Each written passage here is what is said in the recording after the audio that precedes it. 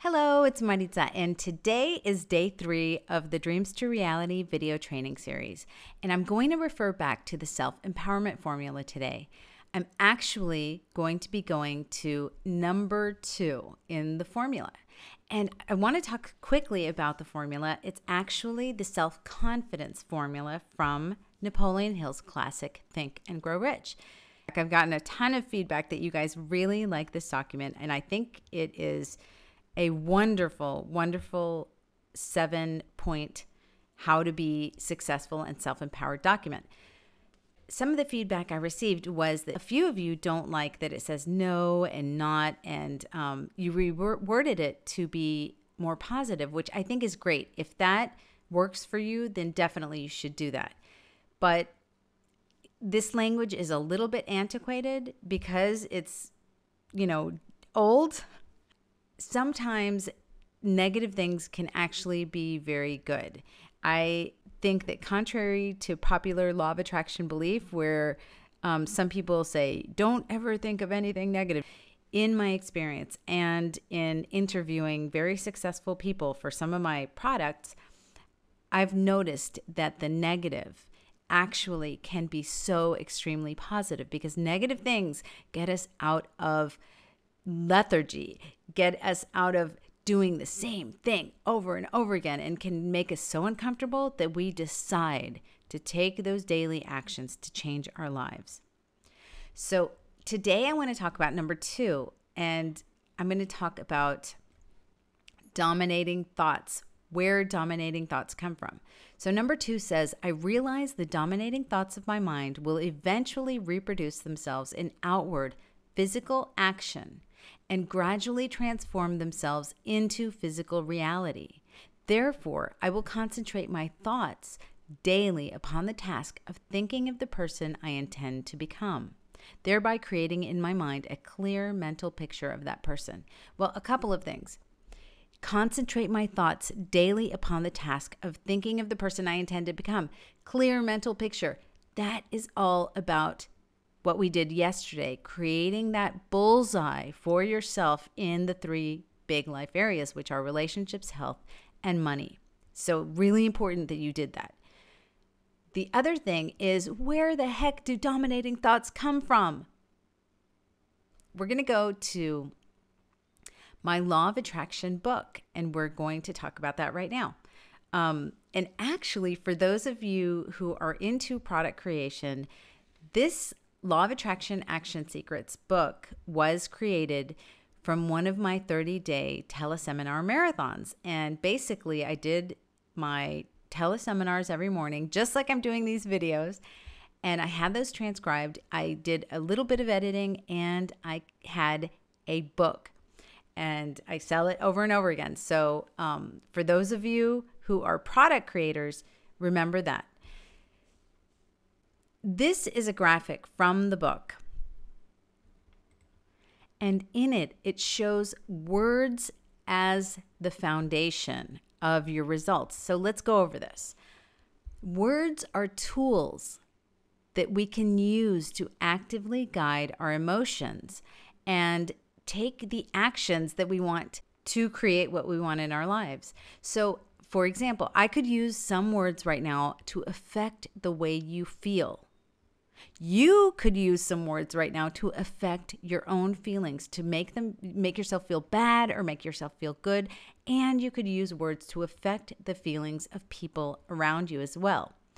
But while the words you're using, they are very important, it's mostly about how those words you use make you feel. So different words will bring out different feelings in each person. You just have to be aware of how those words make you feel. So these are kind of like the building blocks of your life. So it's really important.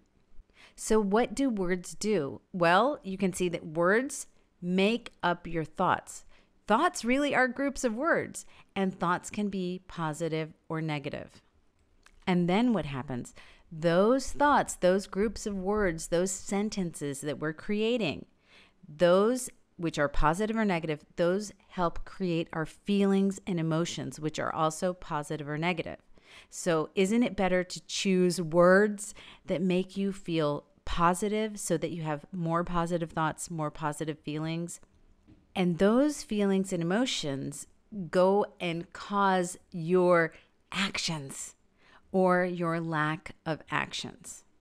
Because when you're feeling good about doing something, you're more likely to do it. When you have that clear picture of why you're doing something, you're more likely to do it. When you're telling yourself why, what the reason is, you're more likely to do it.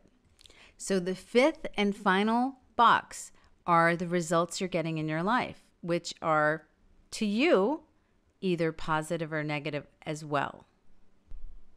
So if you have a negative result in some area of your life, based on these building blocks, where did that come from? If you back up one box at a time, you can clearly see how the results that you're getting in your life were built. So this is great. They came directly from the words you chose to use and how those words made you feel. So if you're aware of this, this can completely change your life. You can create new, more positive habits of word and thought in your life. And remember, it's important to realize that the same words are not going to affect everyone in the same way. It's all about being aware of how the words you're using make you feel. No one else, just you. It's not even about how you think they should make you feel. That's why self-awareness is everything and something that can be cultivated. I know that in today's life, everything's so fast-paced and we've got so many demands on ourselves, but it's important to have a little tiny bit of quiet time each day so that you can be more aware. And I know being in a house with 2 growing boys and 3 dogs, it can be hard to find some quiet time, but it is doable. And in future videos, we're going to talk about that. So for today, I want to ask you to be aware of how the words you are choosing to use to think and to speak are making you feel. Not anyone else. It doesn't matter how they're making anyone else feel, just about how they're making you feel. And use something as a reminder. A reminder can be a sticky note to remind yourself to be aware of the words you're choosing, or a message on your computer screensaver, or a rubber band tied around your wrist. Hey, some of the things I'm going to tell you are not very high tech. A rubber band around your wrist. And every time you see your reminder during the day, ask yourself, what am I feeling right now? And what words can I choose to make myself feel better and create the building blocks that I want in my life, to have the results that I want in my life? So remember, don't worry or stress out about this too much. If you find yourself using words, groups of words, thoughts that are negative, it's okay. You are becoming more aware, and that's important. And I'll see you tomorrow for day 4.